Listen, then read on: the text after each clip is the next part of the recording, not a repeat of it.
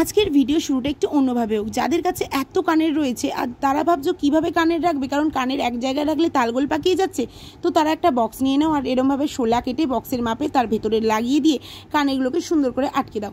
দেখো কত সুন্দর রয়েছে। এটা আমি এই ট্রিকটা শিখেছি আমার এক বান্ধবীর থেকে, তো তোমাদের সাথেও ভাবলাম শেয়ার করি, কারণ আমি ভীষণভাবে উপকৃত হয়েছি।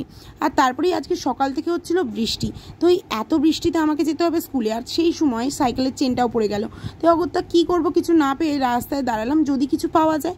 তো দেখলাম একটা টোটো পেয়ে গেলাম ভাগ্যবশত। তারপর চলে গেলাম আমি স্কুলে।